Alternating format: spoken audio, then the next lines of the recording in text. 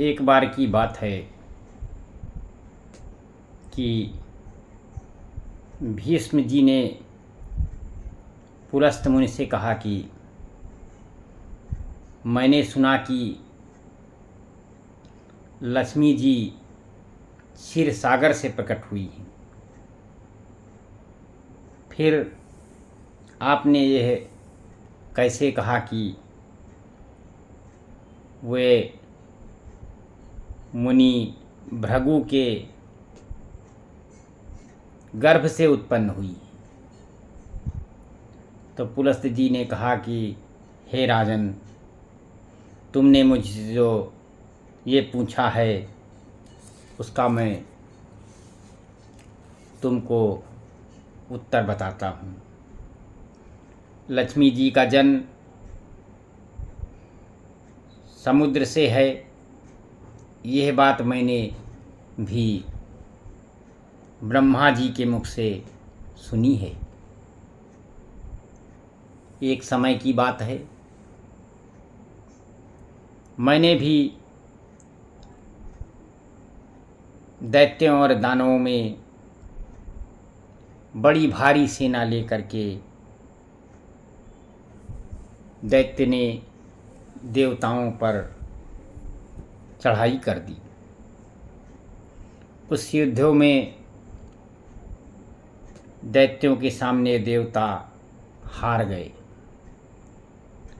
तब इंद्र सभी देवताओं को अग्नि कुएं आगे आगे करके साथ लेकर के ब्रह्मा जी की शरण में जा पहुँचे।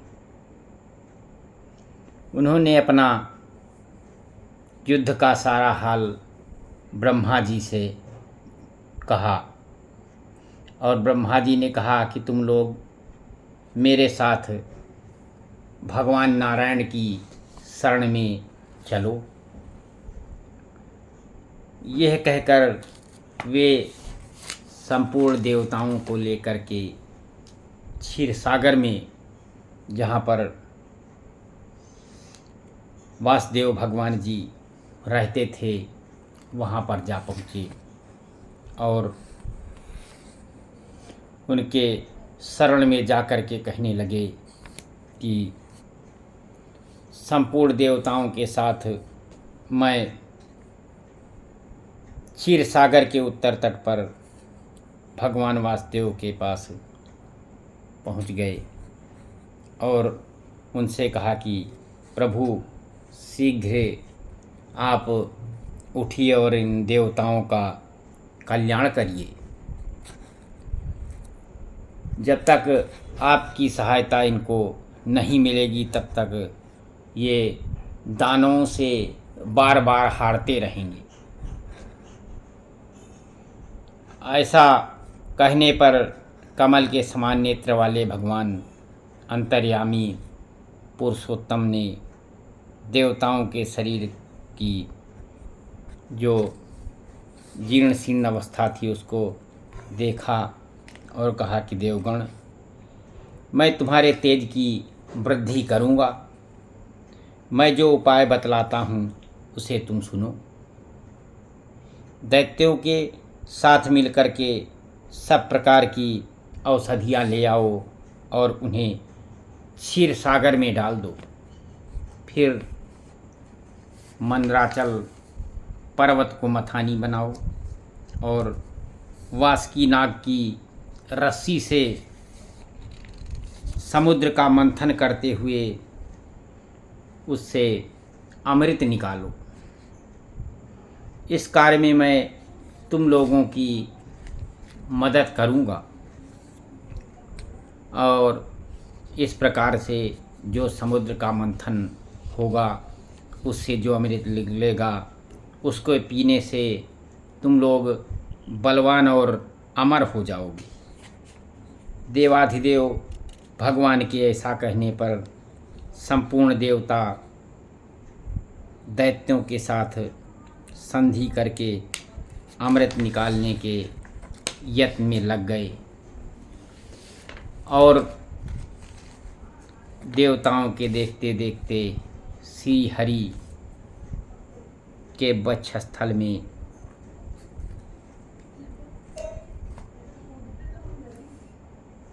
चली गईं और भगवान से बोली कि देव, आप कभी मेरा परित्याग न करें। संपूर्ण जगत के प्रीतम, मैं सदा आपके आदेश का पालन करती हुई आपके वक्षस्थल में निवास करूंगी। ये कह कर के लक्ष्मी जी ने कृपापूर्ण दृष्टि से देवताओं की ओर देखा। इससे उन्हें बड़ी प्रसन्नता हुई। इधर लक्ष्मी जी से परित्यक्त होने पर दैत्यों को बड़ा आश्चर्य हुआ और उन्होंने झपट करके धन्वंतर के हाथ से अमृत का पात्र छीन लिया। तब भगवान विष्णु ने माया से सुंदर स्त्री का रूप धारण करके दैत्यों को लुभाया और उनके पास में जाकर के कहा कि यह अमृत का कमंडल तुम हमको दे दो। हम त्रिभुवन सुंदरी रूपवती नारी को देख करके दैत्यों का जो मन था वो काम से वशीभूत हो गया और उन्होंने चुपचाप वो अमृत का घड़ा उस सुंदरी के हाथ में दे दिया और स्वयं उनका मुंह ताकने लगी। दानवों से अमृत लेकर के भगवान ने देवताओं को दे दिया और इंद्रादि देवता तत्काल उस अमृत को पी गए। ये देखकर दैत्यगण भांत भांत के अस्त्र शस्त्र और तलवार हाथ में लेकर के देवताओं पर टूट पड़े, परंतु देवता अमृत पी करके बलवान हो चुके थे। उन्होंने दैत्य सेना को हरा दिया। देवताओं की मार पड़ने पर दैत्यों ने भागकर चारों दिशाओं की शरण ली और कितने ही पाताल में घुस गए।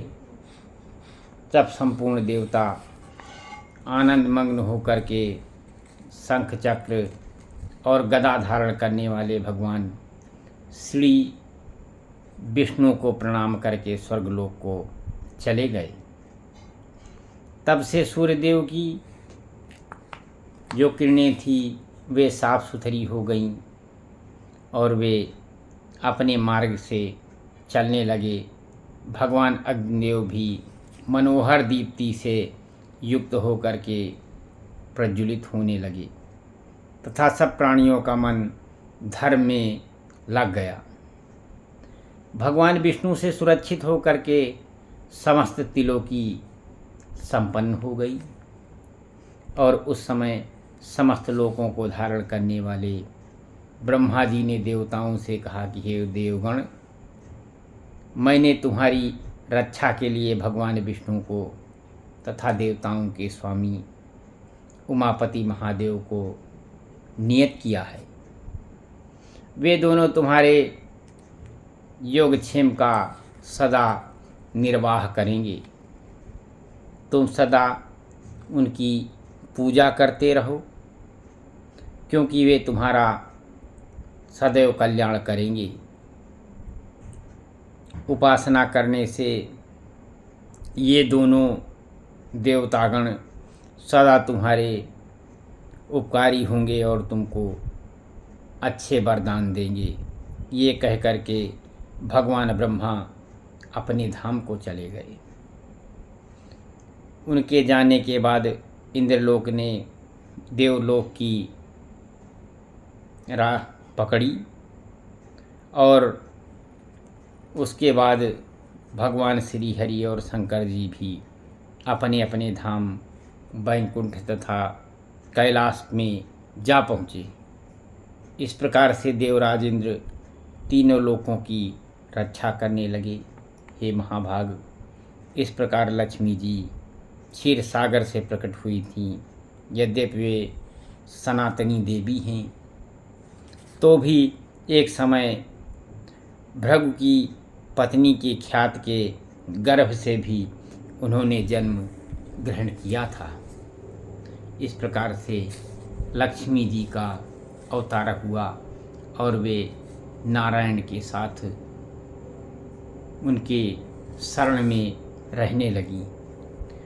भजमन नारायण नारायण हरि हरि, श्रीमन नारायण नारायण हरि हरि, तेरी लीला सबसे न्यारी न्यारी की हरि हरि।